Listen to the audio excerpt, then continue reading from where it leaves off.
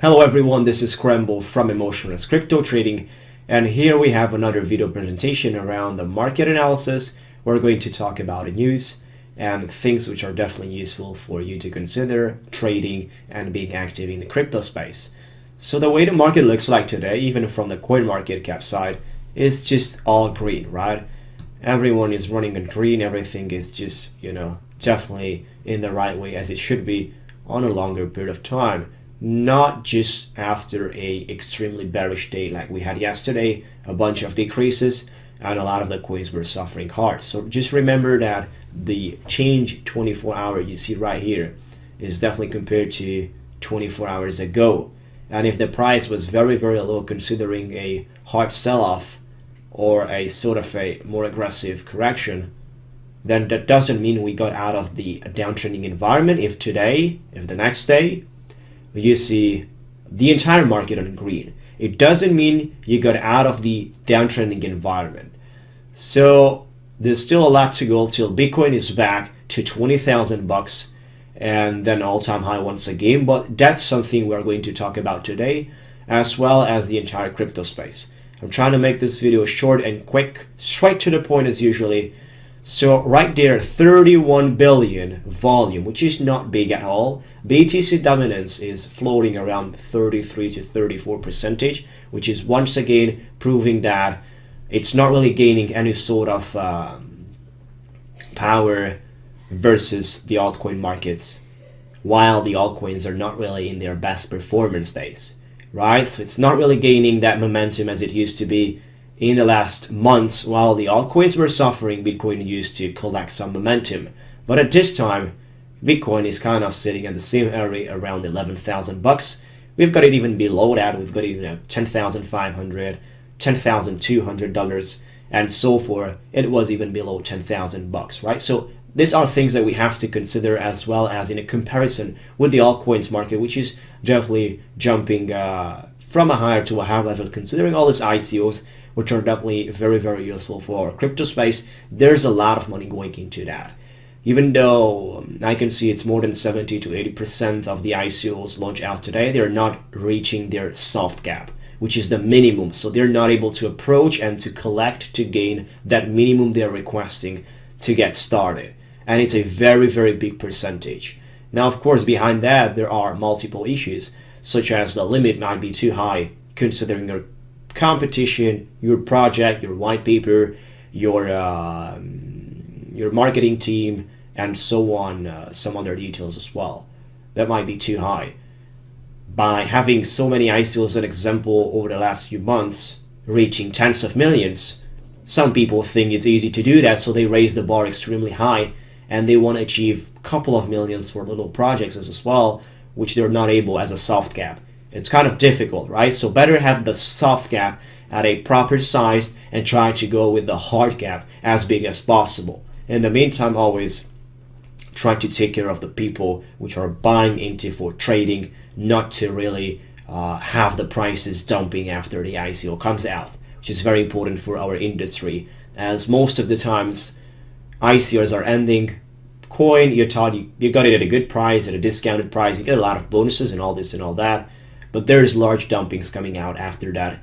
If the circulating supply, if the token period of time, if the market environment is not proper, this is what happens, which is definitely affecting a lot of the traders and credibility in the ICO section, right? So there's enough talking about it. Let's move over. The tradingview.com is where I'm running this type of price analysis on the charts, right? So today we're going to talk about Bitcoin compared to dollar for Bitstamp exchange, 4-hour candlesticks right there. And what you can see is a bunch of resistance line. These two ones are actually not resistance lines. These are resistance zones, which are represented between a price range that's definitely pretty active as of right now, as we were not really having many chances of approaching them. And whenever we did, we have been able to take control over the bearish and just have them controlling us continuously down the way. So therefore, no positive signals from there. Now you see how the market was coming back over the last 2 hours and trying to recover from this bearish movement down the way, which was a markdown of the price. The downtrend is still active. this is something which I wanted to share with you. Even though the entire market is going green on CoinMarketCap, and some people think we're back on the 20,000 bucks rally and we're gonna go parabolically and all that stuff. Well, usually things are not happening that easy when you are involved in a heavy downtrending pressure which is going on. It's definitely going on. I mean, since our all-time high, which was around December 17, right, if I'm not wrong, yes, we've got more than 1 month in downtrending environment, with some recoveries as well out of it, but they were not as meaningful. Right here we have a recovery of the downtrending environment, which is a sort of a very fake signal for the ones which are not really prepared to be patient enough. Most of the times you have to be extremely patient when there is a downtrend, and the best times to entry is after an aggressive parabolic movement down the way. We've got a couple of ones. Right one over here, an aggressive parabolic movement down the way, right? So an aggressive parabolic movement down the way kind of runs out of the bearish power and allows space for the bullish. Of course, usually that's meeting a very nice support zone, exactly what happens over here. And currently that's what we have as the next support zone. So we will have to consider about this 9,000, what was that, like $9,000 area up to 9,400 bucks area, right? So this is what we're having right now as a support zone for Bitcoin in comparison to the US dollar. Now on the same pattern, we do have this quite powerful downtrending resistance line approaching our support very soon. So there's going to be a breakout. If the breakout is happening on the resistance line marked within this zone, basically within this circle right here, of course we will have the ability to sort of create a sideways movement until the next resistance, which is definitely very powerful, this resistance zone right here, right? So you see that how from previous support it has been transformed as a next resistance for our structure, because we're trading below that, and we definitely need two powerful breakouts which need a lot of volume. That's first case. It needs credibility from the entire crypto space, so that means great news. It needs the hype, the momentum to be raised, and that usually comes after a powerful sell-off, right? So a lot of the things needs to be considered when we need such a powerful breakout in of course our downtrending resistance, and right after that this happening our resistance zone, which is created out of previous support zone marked right over here. Right over here we do have a few candlesticks, shadows, which are representing that, and a lot of these positions that kept our structure basically above, right? It definitely kept our structure to be traded above. So this was a very important pricing for us as long as we were trading above.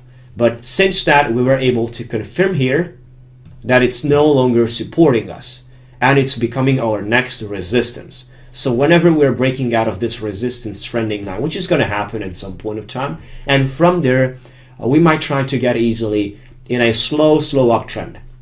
Of course, if we don't break out of the support earlier right here, if a parabolic movement comes down the way pretty aggressive and the bearish is going to take advantage of the market, we're going to break down the way and go forward below 9,000 bucks. If that happens, you definitely want to be careful to find a good entry whenever you see a support zone. At that specific time, you want to run market analysis, because the pricing you get below 10,000 bucks for BTC is going to, in some sort of way, secure you double, as knowing all-time high is 20,000 bucks. So you kind of know you can double your money at least this year, 2018. Now, of course, a lot of the predictions are at least $35,000 to $50,000.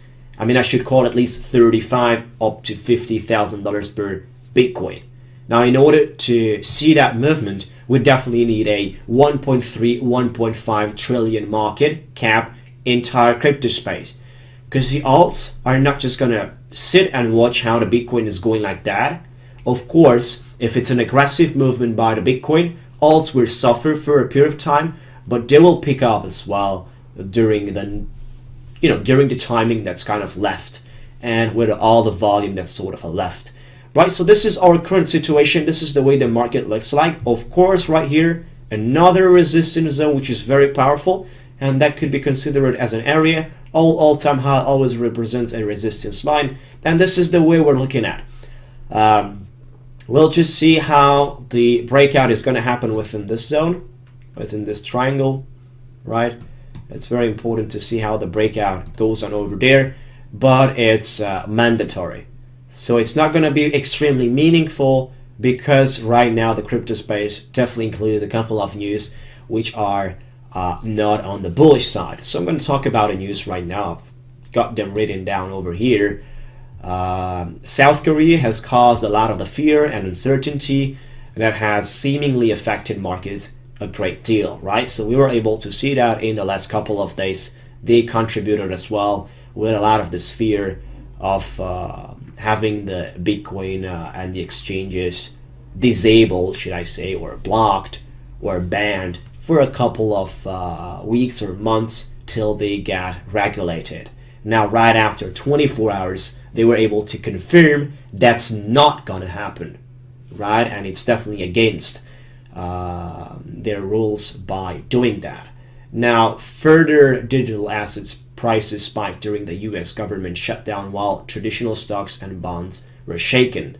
So the US investor may be jumping back into the traditional markets that have begun to rise again now that the US has decided to end the shutdown. That's another thing that's contributing to our bearish market, right? Because the US investors have the ability to participate back in their digital assets investing, and of course the stock market is right there active once again without any sort of problems like we were seeing in the last days. Now, with the global markets aside, regulations have been concerning a lot of the cryptocurrency enthusiasts these days, which has been eclipsing market optimism this year. We were not starting as we were expecting with aggressive parabolic thinking. In December, we were doing pretty well. Since mid of December, we were started to see this sort of a correction happening that was expected as Bitcoin was going extremely aggressive from $6,000 up to $20,000 in a matter of a couple of weeks, which is definitely nothing natural and normal and anything out of that. And the correction is definitely very welcome, in my opinion, as a natural movement of a market that's being traded. So that's no problem at all. Now, the only thing we have to see is how all the news are contributing to the bearish pressure we're having. And what kind of news do we need in order to see the market switching the environment and joining into a sort of at least, let's just get into a sideways movement. And from there, we can start growing back again. But we definitely have to get out of this downtrending environment, which also might have the ability to create a false breakout. Attention, there might be a false breakout in the next days out of the triangle I just showed you, right? So a false breakout is also an option, which is not good for people which are not experienced because they might entry and then suffer because the market comes back down the way. Right, so Volkswagen Chief Digital Officer joins IOTA Supervisory Board. IOTA or YOTA as you want to name it. That's a very, very good news around YOTA. You can see today already it's running on 10%. Of course, many of the other cryptos are running. Ripple has some great news as well. YOTA has some great news, but definitely this is going to pick up some great billions in the market cap, as these news are representing a lot for a startup like YOTA. It definitely represents a lot to see that support coming from Volkswagen's Chief Digital Officer. South Korea is the most important cryptocurrency market after the Japanese and the American one. The South Korean won moves more money into the cryptocurrency market than the euro itself. That is used by several important countries, right? So we all know their own their own fiat currency moves more money, and it's the third market after Japanese and American one. It's the third. It moves more money than the euro itself, which is definitely used by a lot of the important countries all around the world, especially in Europe. So these are the current statistics, and that's right there talking about South Koreans ban around the cryptocurrency, which is not really going to happen in a short period of time for sure, as they were also promising in the latest news. So you see the amount of volume coming from there, which is insane. If a banning like that happens, we're going to lose out a lot of the volume. But they kind of guarantee in some sort of way it's not going to happen, at least in the short period of time. So we're going to see how that plays out. For now, we're in this downtrend involved quite heavily, right? And we're not really seeing a Bitcoin supported by too many bullish, right? So we definitely need a little bit of more time to see how this triangle plays out. And we do want to stay away from false signals. Make sure you do your own market analysis every time you want to do an action. And that's kind of all about this video. I'll come out over the next few days with some interviews of CEOs about interesting projects, ICOs, and everything all around that. Feel free to subscribe on my YouTube channel if you think this is useful for you and it brought you some value. Then just hit that subscribe button if you want.